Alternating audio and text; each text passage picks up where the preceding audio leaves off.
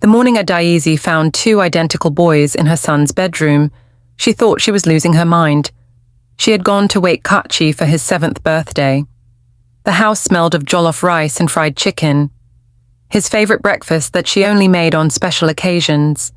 She pushed open his door, ready to sing the birthday song she had sung to him every year since he learned to walk. But there were two boys sitting on the bed, two boys with the same face, the same birthmark on their left cheek, the same gap between their front teeth. They both looked up at her with Kachi's eyes and said in perfect unison, "Good morning, Mama." The plate of chin-chin she was carrying crashed to the floor. "Mama, why did you drop my snacks?" the boy on the left asked. "Mama, are you okay?" the boy on the right asked. Adaeze's legs turned to water. She gripped the door frame to keep from falling. This was impossible. She had given birth to one child. One. She remembered every second of that difficult labor, every push, every prayer. There had been one baby, only one. "Emeka," she screamed for her husband. "Emeka, come here now."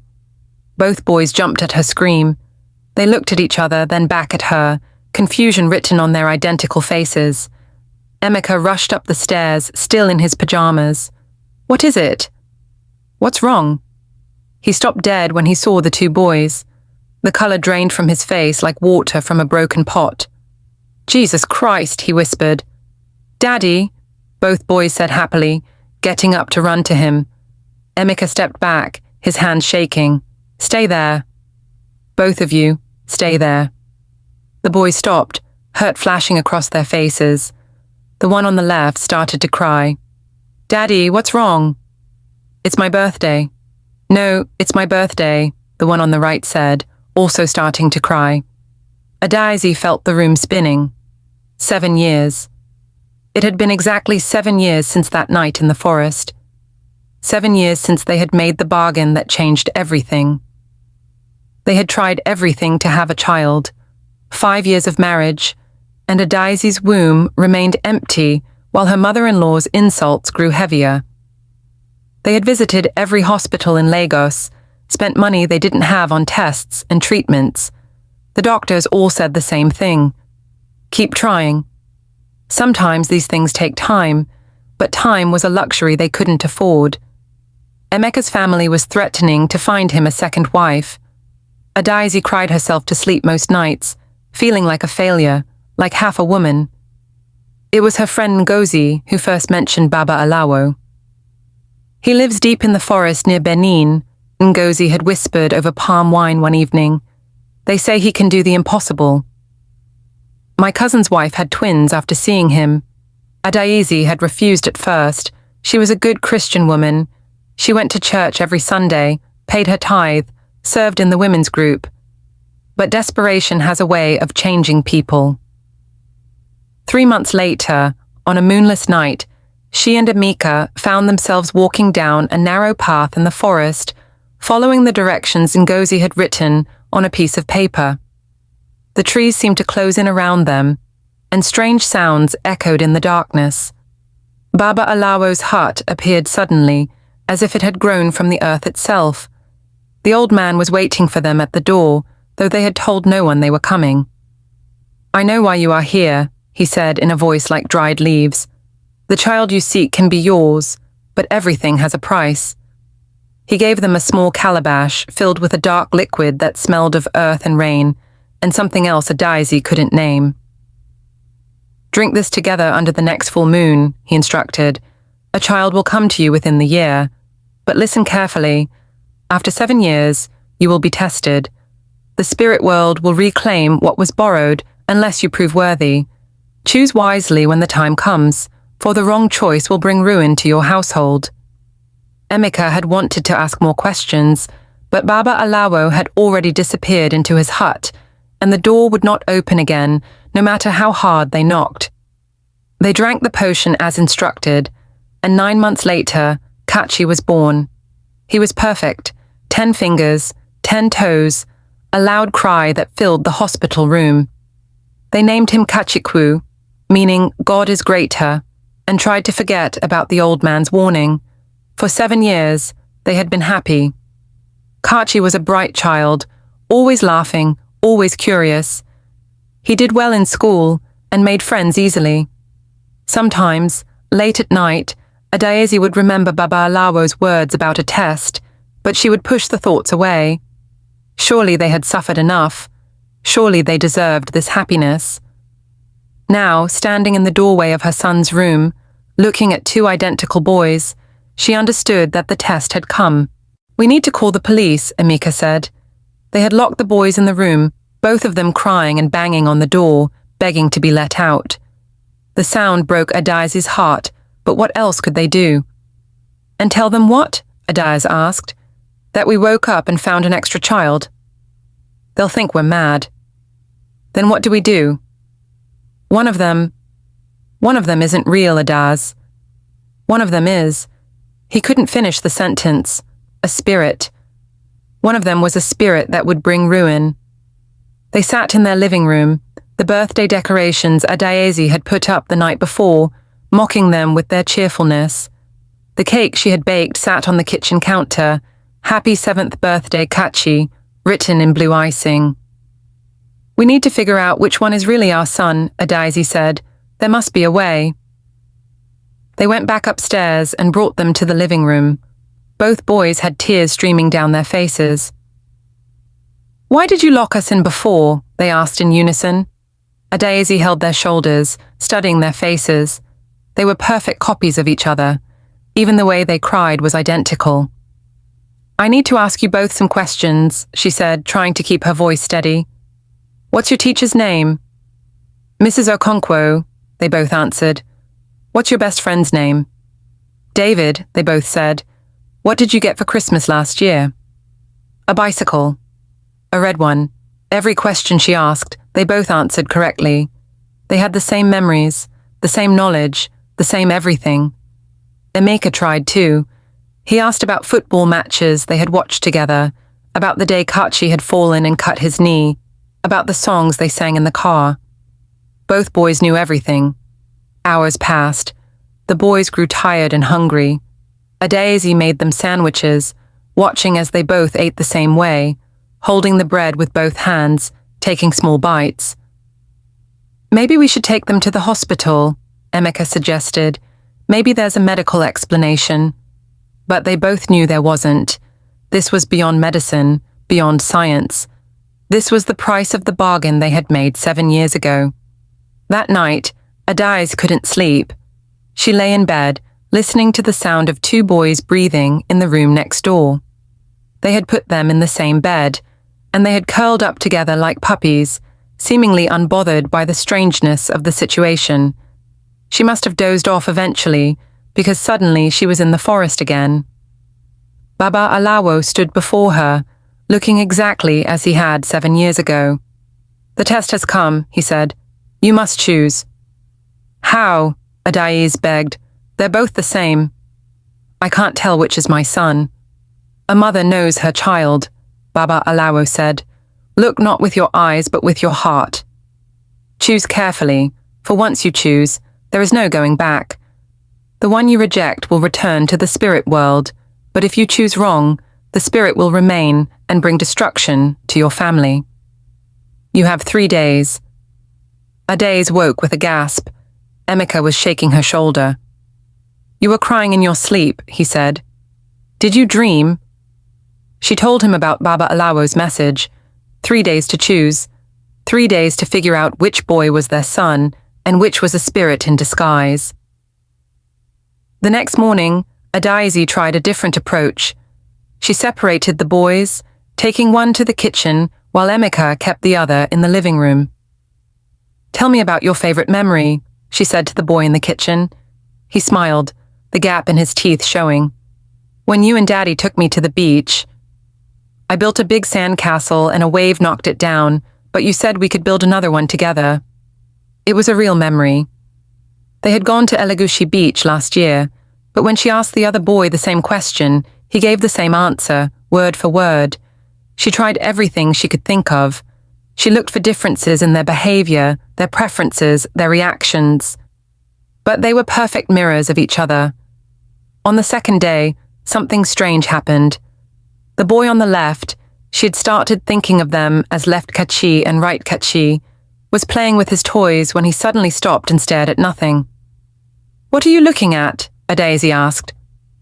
"The pretty lights," he said, pointing at empty air. Right Kachi, playing nearby, looked where his twin was pointing and frowned. "I don't see any lights." Adaeze's heart jumped. Was this the sign she'd been looking for? But an hour later, it was Right Kachi who did something odd, speaking to someone who wasn't there, having a full conversation with the air. "Who are you talking to?" Emeka asked. "My friend," Right Kachi said simply. "He says he's been waiting for me." The boys continued to take turns doing strange things. One would sing songs in a language Adaeze didn't recognize. The other would draw symbols in the dust that made her skin crawl, but never at the same time, and never the same boy twice in a row. It was as if they were both real and both spirits, switching back and forth like a terrible game. That night, Adaeze found Emeka in Kachi's original room, holding their son's baby clothes. "What if we can't tell?" he asked. "What if we choose wrong?" "We won't," Adaeze said, but she wasn't sure she believed it herself. "I keep thinking about what we did," Emeka continued. "We went against God. We made a deal with forces we didn't understand. Maybe this is our punishment." "Our son is not a punishment," Adaeze said firmly. "Whatever happens, Kachi is a blessing. We just need to find him." But doubt crept in like a thief in the night. What if both boys were spirits? What if their real son had been taken in the night, replaced by these two identical creatures? What if the test was impossible to pass? On the morning of the third day, Adaeze woke with a heavy heart. This was their last chance. By nightfall, they would have to choose. The boys seemed to sense the tension. They were quieter than usual, clinging to Adaeze and Emeka like they knew something was about to happen. "Mama," Left Kachi said during breakfast, "are you going to send one of us away?" Adaeze's hand froze halfway to her mouth. "Why would you ask that?" "I heard you and Daddy talking," Right Kachi said. "You said you have to choose." Both boys looked at her with those identical eyes, fear written on their faces. "We would never send Kachi away," Emeka said carefully. "We're just trying to understand what's happening." "But there are two of us now," Left Kachi said, "and you only want one." "That's not true," Adaeze said, but the words felt like ash in her mouth. The boys went back to eating, but the damage was done. They knew. Somehow, they knew. As the sun began to set on the third day, Adaeze sat in her bedroom, praying desperately for guidance. She had tried everything: tests, tricks, observation. Nothing had given her a clear answer. "God, please," she whispered. "I know we sinned. I know we went outside your will. But please don't punish our son for our mistakes. Show me which one is mine." A knock on the door interrupted her prayer. Both boys stood there, holding hands. "Mama," they said together, "we need to tell you something." They led her to the living room where Emeka was already waiting. The boys sat on the couch, still holding hands, their faces serious. "We know you're scared," Left Kachi said. "We know you think one of us isn't real," Right Kachi added. "But we're both real," they said in unison. "We're both your son." Adaeze and Emeka exchanged confused looks. "That's impossible," Emeka said. "We only had one child." The boys looked at each other, seeming to have a silent conversation. Then Left Kachi spoke. "The spirit world doesn't work like this world. When you made the bargain, you borrowed life from the other side. For 7 years I lived as one. But I was always two. 1 foot in this world, 1 foot in the spirit world. Now the time has come to choose," Right Kachi continued. "Not which of us is real, but which world you want your son to belong to fully. If you choose me," Left Kachi said, "Kachi will be fully human, but he will lose the gifts the spirit world gave him. He will be ordinary. If you choose me," Right Kachi said, "Kachi will keep his connection to the spirit world. He will have great power, but he will always be between worlds, never fully belonging to either. But choose you must, they said together, before the sun sets completely. Adaeze felt tears running down her face.